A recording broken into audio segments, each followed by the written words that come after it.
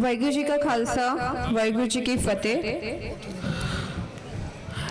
ਦੀਪ ਸਿੱਧੂ ਨੇ ਕਿਸਾਨੀ ਅੰਦੋਲਨ ਦੇ ਵਿੱਚ ਕਾਫੀ ਵੱਡਾ ਉਹਨਾਂ ਦਾ ਯੋਗਦਾਨ ਸੀਗਾ। ਦੀਪ ਸਿੱਧੂ ਤੇ ਸਾਡੇ ਕਲਾਕਾਰ ਪਹਿਲੇ ਦਿਨ ਤੋਂ ਜਦੋਂ ਕਿਸਾਨੀ ਅੰਦੋਲਨ ਸੜਕਾਂ ਤੇ ਸ਼ੁਰੂ ਹੋਇਆ ਸੀਗਾ ਪੰਜਾਬ ਦੀਆਂ ਬਰੂਹਾਂ ਤੇ, ਮੈਂ ਇਸ ਕਰਕੇ ਡਿਟੇਲ 'ਚ ਦੱਸਣਾ ਚਾਹੁੰਦੀ ਹਾਂ, ਬਹੁਤ ਸਾਰੇ ਲੋਕਾਂ ਨੂੰ ਨਹੀਂ ਪਤਾ।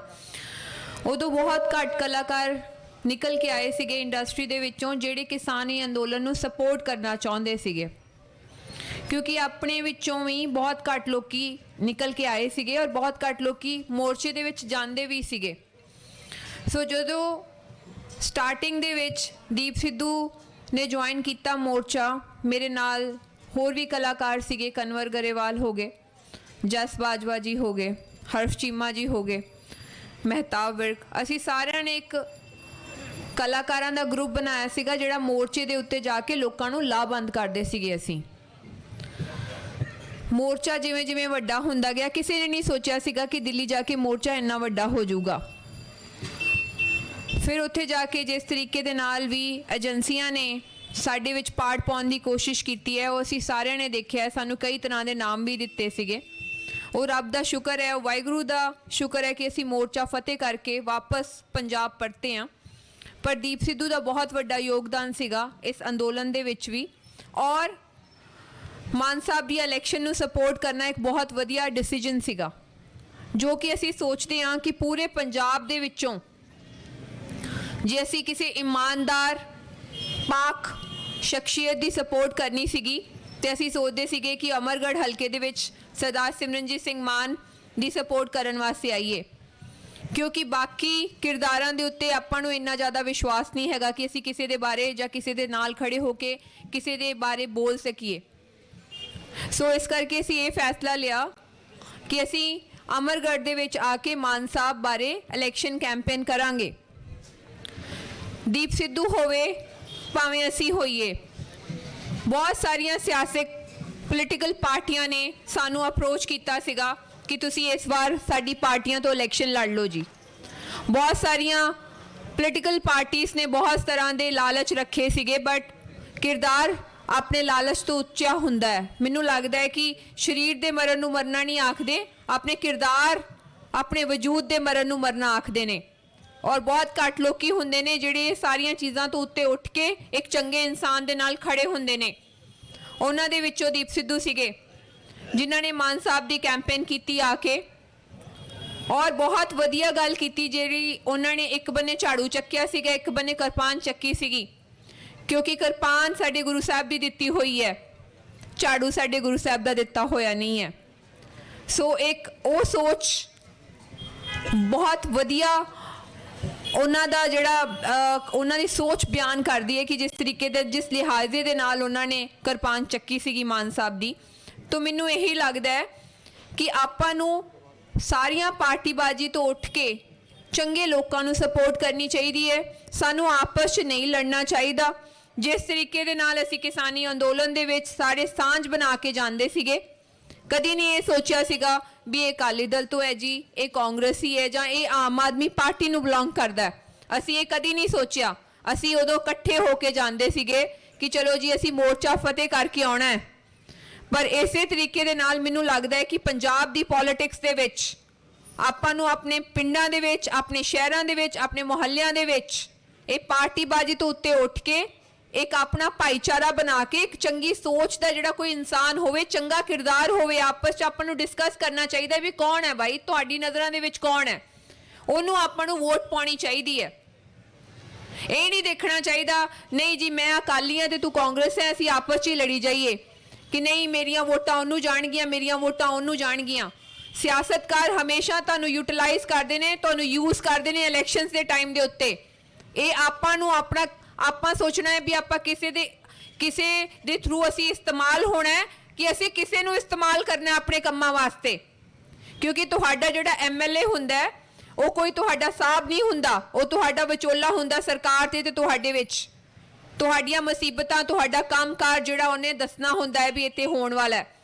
ਪਿਛਲੇ ਲੰਬੇ ਟਾਈਮ ਤੋਂ ਮੈਂ ਅਮਰਗੜ੍ਹ ਦੇ ਵਿੱਚ ਜਾ ਰਹੀ ਸੀਗੀ, ਸੜਕਾਂ ਦਾ ਬਹੁਤ ਬੁਰਾ ਹਾਲ ਹੈ। ਐਂ ਲੱਗਦਾ ਹੈ ਕਿ ਕਿਸੇ ਨੇ ਕੋਈ ਕੰਮ ਹੀ ਨਹੀਂ ਕੀਤਾ। ਤੁਸੀਂ ਦੇਖੋ ਇੱਥੇ ਕਾਂਗਰਸ ਦੀ ਸਰਕਾਰ ਸੀਗੀ 5 ਸਾਲ 5 ਸਾਲ ਫਿਰ ਕਹਿੰਦੇ ਕਈ ਐਮਐਲਏ ਕਹਿ ਦਿੰਦੇ ਸਾਡੀ ਜੀ ਉੱਤੇ ਸਰਕਾਰ ਨਹੀਂ ਸੀਗੀ ਇਸ ਕਰਕੇ ਅਸੀਂ ਸੜਕਾਂ ਦੇ ਉੱਤੇ ਕੰਮ ਨਹੀਂ ਕਰ ਸਕੇ ਇੱਥੇ ਤੇ ਕਾਂਗਰਸ ਦੀ ਸਰਕਾਰ ਸੀਗੀ ਆਈ ਬਲੀਵ ਇੱਥੇ ਐਮਐਲਏ ਵੀ ਕਾਂਗਰਸ ਦਾ ਹੀ ਸੀਗਾ ਸੜਕਾਂ ਦਾ ਇੰਨਾ ਬੁਰਾ ਹਾਲ ਹੈ ਇੱਥੇ ਇਹ ਕਿਵੇਂ ਇਹ ਤੁਸੀਂ ਕਦੀ ਕੁਐਸਚਨ ਨਹੀਂ ਕੀਤਾ ਇਹ ਕੁਐਸਚਨ ਤੁਸੀਂ ਉਦੋਂ ਕਰ ਸਕਦੇ ਹੋ ਜਿੱਦਣ ਤੁਸੀਂ ਆਪਣਾ ਈਮਾਨ ਨਹੀਂ ਵੇਚਿਆ ਹੋਊਗਾ ਜਿੱਦਣ ਤੁਸੀਂ ਕਿਸੇ ਤੋਂ ਲਾਈਕ ਇਹ ਨਹੀਂ ਕੀਤਾ ਹੋਊਗਾ ਕਿ ਅਸੀਂ ਸ਼ਰਾਬ ਦੀਆਂ ਬੋਤਲਾਂ ਫੜੀਆਂ ਹੋਈਏ ਜਾਂ ਅਸੀਂ ਕਿਸੇ ਤਰੀਕੇ ਦਾ ਕਿਸੇ ਤੋਂ ਲੋਭ ਲਾਲਚ ਰੱਖਿਆ ਹੋਵੇ ਮਾਨ ਸਾਹਿਬ ਦੀ ਅਸੀਂ ਇਲੈਕਸ਼ਨ ਕੈਂਪੇਨ ਕਰਨ ਵਾਸਤੇ ਆਏ ਆ ਮਾਨ ਸਾਹਿਬ ਦੀ ਇਲੈਕਸ਼ਨ ਦੇ ਵਿੱਚ ਕਦੀ ਵੀ ਸ਼ਰਾਬ ਦੀਆਂ ਬੋਤਲਾਂ ਨਹੀਂ ਵੰਡੀਆਂ ਜਾਂਦੀਆਂ ਕਿਸੇ ਵੀ ਤਰ੍ਹਾਂ ਦੀ ਕੋਈ ਕਰਪਸ਼ਨ ਨਹੀਂ ਕੀਤੀ ਜਾਂਦੀ ਕਿਉਂਕਿ ਜਿਹੜਾ ਕੋਈ ਇਨਸਾਨ ਅੱਜ ਤੁਹਾਡੇ ਉੱਤੇ 2.5 ਕਰੋੜ ਲਾਊਗਾ ਉਹ ਕੱਲ ਨੂੰ ਤੁਹਾਡੇ ਤੋਂ 5 ਕਰੋੜ ਕਮਾਊਗਾ ਇਹ ਆਪਾਂ ਨੂੰ ਸਮਝਣ ਦੀ ਲੋੜ ਹੈ ਬਹੁਤ ਸਾਰੇ ਗਰੀਬ ਪਰਿਵਾਰ ਸੋਚਦੇ ਨੇ ਕੋਈ ਨਾ ਜੀ ਇਹਨਾਂ ਨੇ ਬਾਅਦ ਚੋਂ ਕਿਹੜਾ ਸਾਨੂੰ ਪੁੱਛਣਾ ਹੈ ਚਲੋ ਹੁਣ ਅਸੀਂ ਇਹਨਾਂ ਤੋਂ ਰਾਸ਼ਨ ਲੈ ਲੈਂਦੇ ਆ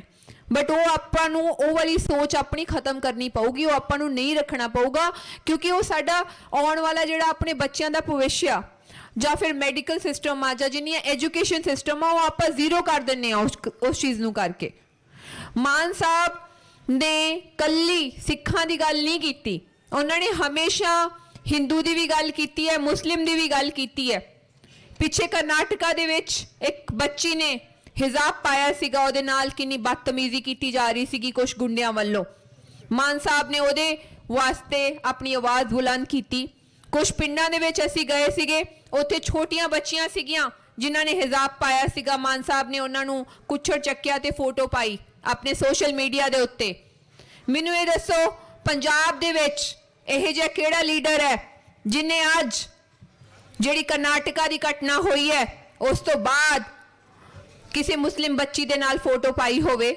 ਜਾਂ ਉਸ ਮੁੱਦੇ ਨੂੰ ਚੱਕਿਆ ਹੋਵੇ ਉਹ ਨਹੀਂ ਚੱਕਣਗੇ ਉਹਨਾਂ ਨੂੰ ਲੱਗਦਾ ਹੈ ਇਲੈਕਸ਼ਨਸ ਦਾ ਮਾਹੌਲ ਹੈ ਹਿੰਦੂ ਵੋਟਾਂ ਕਿਉਂ ਕੱਟਣੀਆਂ ਨੇ ਪੋਲਰਾਈਜੇਸ਼ਨ ਕਿਉਂ ਕਰਨੀ ਹੈ ਇਹ ਜੋ ਸਭ ਕੁਝ ਹੁੰਦਾ ਹੈ ਸਾਡੇ ਦੇਸ਼ ਦੇ ਵਿੱਚ ਇਹ ਪੋਲਰਾਈਜੇਸ਼ਨ ਕਰਨ ਵਾਸਤੇ ਹੁੰਦਾ ਹੈ ਇਲੈਕਸ਼ਨਸ ਤੋਂ ਪਹਿਲਾਂ ਹੀ ਧਰਮ ਜਾਤ ਦੇ ਨਾਮ ਦੇ ਉੱਤੇ ਦੰਗੇ ਫਸਾਦ ਹੋਣੇ ਸ਼ੁਰੂ ਹੋ ਜਾਂਦੇ ਨੇ ਨਹੀਂ ਤੇ ਆਪਾਂ ਆਪਸ ਦੇ ਵਿੱਚ ਮਿਲ ਕੇ ਰਹਿੰਦੇ ਆ ਸਾਡੇ ਆਪਸ ਦੇ ਵਿੱਚ ਕੋਈ ਪਾੜ ਨਹੀਂ ਗਏ ਸਾਡੀ ਨਾਲ ਗਵਾਂਢੀ ਹਿੰਦੂ ਵੀ ਹੋਣਗੇ ਮੁਸਲਿਮ ਵੀ ਹੋਣਗੇ ਸਾਡਾ ਭਾਈਚਾਰਾ ਬਹੁਤ ਵਧੀਆ ਹੋਊਗਾ ਆਪਸ ਦੇ ਵਿੱਚ ਪਰ ਜਿਹੜੇ ਇਹ ਸਿਆਸਤਕਾਰ ਨੇ ਇਹ ਪੋਲਰਾਈਜੇਸ਼ਨ ਕਰਨ ਦੇ ਮਾਰੇ ਕਦੀ ਮੁਸਲਿਮ ਕੁੜੀ ਦੇ ਨਾਲ ਧੱਕਾ ਕਰਤਾ ਕਦੀ ਹਿੰਦੂ ਟੌਪਿਕ ਕੋਈ ਚੱਕ ਲਿਆ ਇਹ ਆਪਸ ਚ ਲੜਾਉਣਾ ਚਾਹੁੰਦੇ ਨੇ ਆਪਣੀਆਂ ਵੋਟਾਂ ਦਾ ਫਾਇਦਾ ਚੱਕਣ ਵਾਸਤੇ ਔਰ ਖਾਸ ਕਰਕੇ ਇਹਨਾਂ ਦੀ ਯੂਪੀ ਦੀ ਇਲੈਕਸ਼ਨ ਇਹਨਾਂ ਵਾਸਤੇ ਬਹੁਤ ਜ਼ਿਆਦਾ ਇਸ ਵਾਰੀ ਇੰਪੋਰਟੈਂਟ ਆ ਉਹਦੇ ਕਰਕੇ ਇਹਨਾਂ ਨੇ ਇਹ ਸਭ ਕੁਝ ਰਚਿਆ ਤਾਂ ਕਿ ਇਹਨਾਂ ਦੀ ਅਲੱਗ-ਅਲੱਗ ਵੋਟਾਂ ਕਰ ਦਿੱਤੀਆਂ ਜਾਣ